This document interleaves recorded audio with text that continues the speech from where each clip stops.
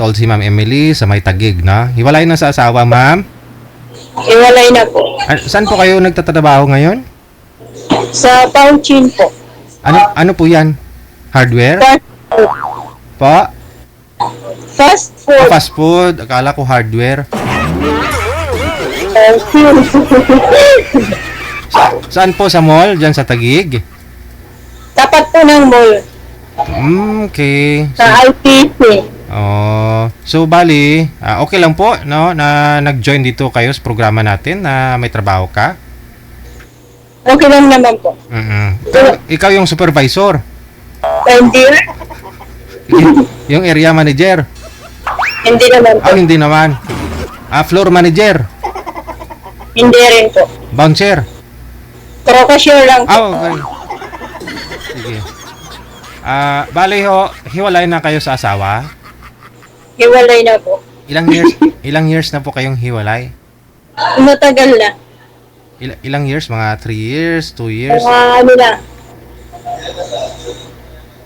16 years. Ang tagal na nga, no? Bali, Malalaki na mga anak ko eh. 16. So, the time nasa 24 years old pa lang po kayo? Opo. Ilang anak po ninyo, ma'am? Dalawa. Dalawa. So, iniwan niya ho kayo o kayo pong nang iwan sa kanya? Siya po yung nangiwan. So, bali ikaw tumayong nanay, tatay sa mga anak mo. Ikaw nagpalaki, nagpakain, Opo. nagpaaral. Ilang taon na po yung panganay mo ngayon? 15. Yung bunso naman, ilang taon na? 10 na. 10 years old. 10 years old? Maraming kwento po kung bakit nagkahiwalay. Yung istorya, mahirap. Pero 16 years na ho kayong hiwalay. Basta hindi kami nagsama, basta. Teka lang. Live po ba to, sir? Nakakahiya naman. Ay, hindi Hindi live Oo. Basta, Live ba?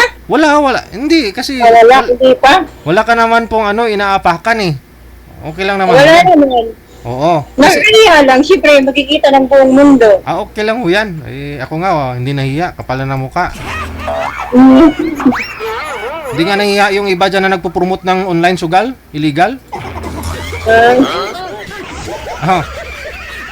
Tayo nagpo-promote tayo dito, tayo ay single, di ba? Ikaw, naghahanap ka ng mapapangasawa. Wala masama doon. Okay. 16 years na po kayong hiwalay. Hindi naman po bali kami nagsama sa isang bubong. Basta parang lang, nagkita-kita lang kami.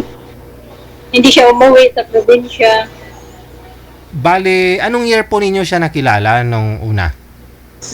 Di ko matandaan, yung 24 pa lang ako noon. Tapos nagkaroon kami ng anak niya isa. Tapos nung time na 5 years old na yung babae ko, pumunta ako ulit dito sa Manila. Nagkahita kami ulit. Tapos napurin yung isa ko. Ano pong province ninyo? Samar. Pero dito ako ngayon sa Taguig. Bali, nung sa Samar po kayo, magkakilala kayong dalawa, taga Samar din po yung lalaki? Ay, hindi po. Dito kami nakakilala po sa doon sa Laguna. So, tapos, nabuntis mo itong panganay. Edad po ninyo? Opo. Sa Laguna. Tapos, sa Laguna. Tapos, nung buntis ako, mga 2 months, baby ko sa loob ng tiyan ko. Umuwi ako ng probinsya. Okay. Tapos, medyo lumaki-laki na yung anak mo, bumalik ka ho ulit dito sa Maynila. Tapos malaki na yung anak ko, mga 5 years old. Bumalik ako ulit ng Maynila, hinahanap ko siya. Yung nahanap ko, nakita-kita rin kami ulit. Kala ko nakatulong, nakadagdag pala tuloy ng problema. Hindi. Kasi nung nasa province na po kayo, nabuntis ka, di ba? Umuwi ka doon, pinanganak mo yung bata, hanggang umabot sa 5 years old yung bata, bumalik kayo Maynila. Okay. Sa 6 years po ninyong stay doon sa province, nagsusupport po yung lalaki, hindi? Nung una po, nung maliit pa yung kapapanganak ko lang, pero nung pagpalaki ng anak ko, hindi na. Pero hindi po pa rin kayo nawala ng pag-asa, bumalik ho kayo dito sa Maynila, hinanap mo siya, Opo. nagsama po kayo. Nagkita-kita lang kami, kaya kasi may trabaho naman po ako nun. Okay. May ganun na rin siya, may trabaho na rin. So, sa mabuting palad, hoy, nakabuo ho kayo ulit. Opo. Okay. Tapos, nung nabuo mo naman po ulit, anong ginawa ho ninyo? Umuwi na naman kayo dun sa province. Umuwi na rin po ako na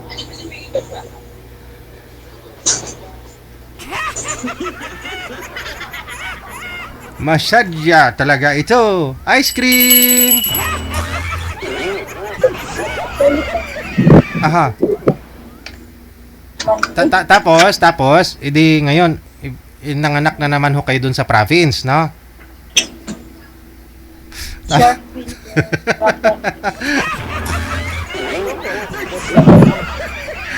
Oh, tapos, ano sir? oh, ano na? May customer na.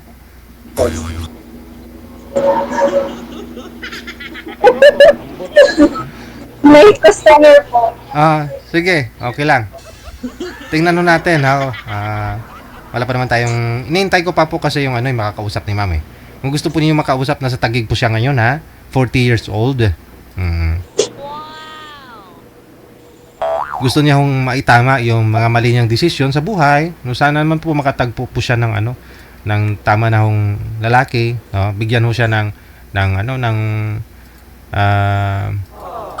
tama, no? Suklian ho yung mga ginagawa niya.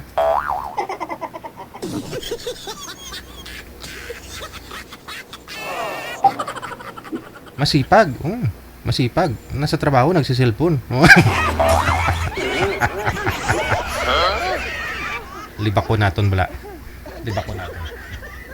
Libako naton. Oh. Hindi mo kita ka obrati mo tapos ka entertainment programa nga live man. Ngita lang timok branhon mo. Duaro imog bilog bata. Why timogin panagutan kay mo nga bana. Katatay kay mong mga bata. Imo alang timo ka subang tapos kin pasundan mo bigid ka ikaduha. Di nami timo kran. Way pagiti mo na dudla. Subong siguro na dudla don daya hiti nag-introduce programa naton.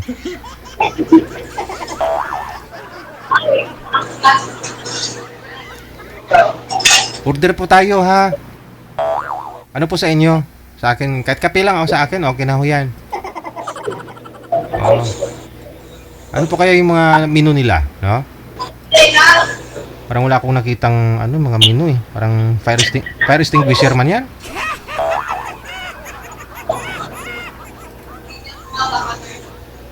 Puro rice cooker nakita nyo sa baba, oh. May rice cooker, oh. Yan, oh. Nakita nyo rice cooker, oh. Laki, oh. Oh, di ba? Oh, ito exhaust to. Yan, fire extinguisher.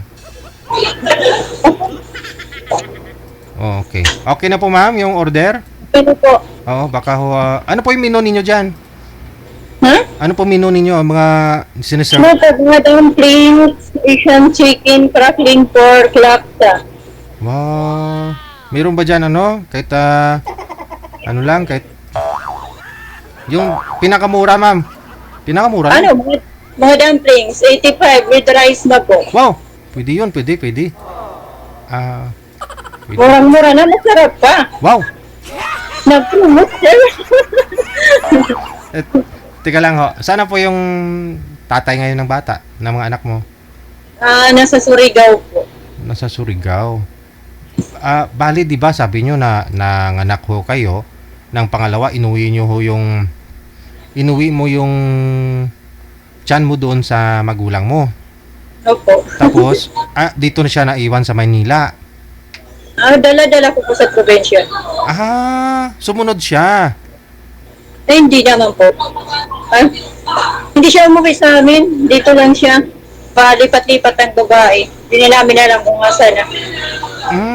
Siguro buhay pa po or kasi wala naman po kaming contact doon. Wala? Bakit wala?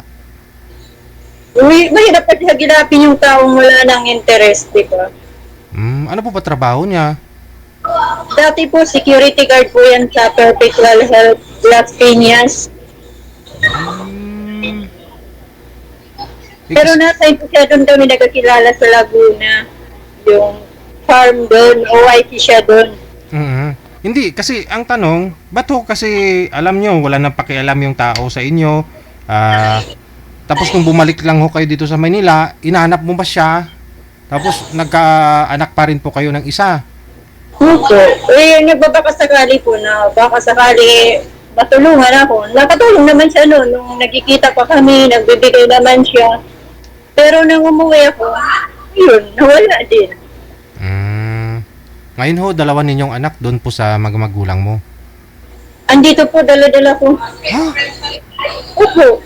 Nag-aaral po sila ngayon dito. Nasa, panganay ko po, grade 10. Pangalawa ko, grade 5. Oo.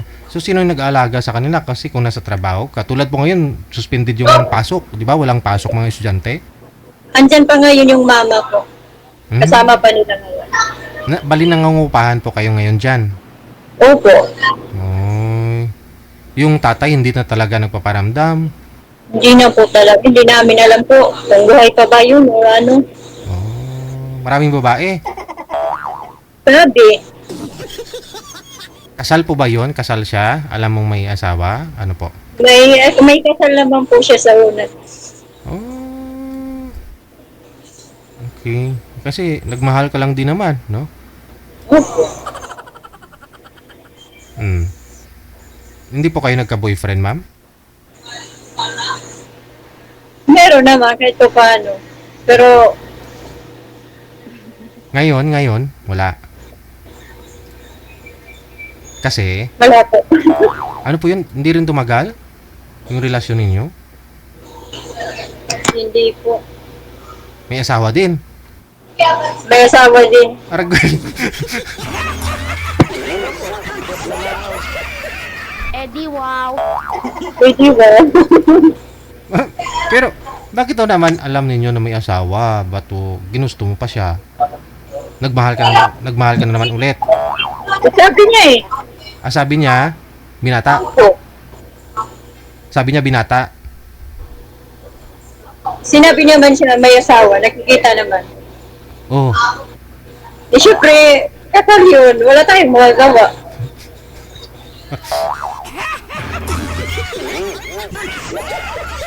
Ngayon po, dito ka sa programa natin, anong hanap niyo po, ma'am?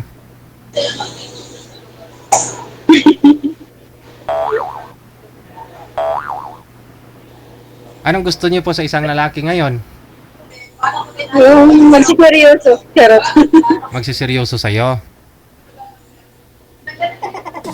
Mga ilang taon po ang gusto ninyo? Yung 40 pataas lang. Ayoko nung bata pa. Okay. Ayoko mag-intindi. Gusto ko ako intindihin. Charot. Manager, meron na po ba? Sige. Ha? Baba niyo po muna. Baba niyo po muna. Yan? Oho, baba niyo po muna yung tawag, no? Kasi Sige po. papapasok ko yung lalaki, ha? Usap na po kayo. Sige. Standby.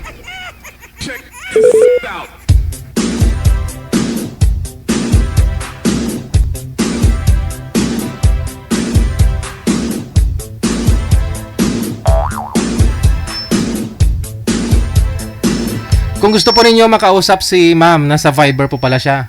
Hindi na makontak yung lalaki. Nanonood siguro, baka ayaw niya. 40 pataas ang gusto ni girl, no? Gusto niya siya na naman intindihin, hindi yung siya lang ang umintindi. No? Inintindihan, may hirap yun para sa kanya umintindi kasi alam niya may pamilyado yung lalaki. Hindi siya doon na dala sa una, sa pangalawa ganun pa. Kasi siyempre nagmahal. Tao lang. Yung totoo naman daw po sana. No, kung gusto po niyo makausap si Ma'am Emily, edad 40. Kung gusto niyo po makausap, edad 40 pataas. PM lang po kayo dito sa Viber account po natin sa +63961-3560-194. TV Radio, powered by John FM 80.7.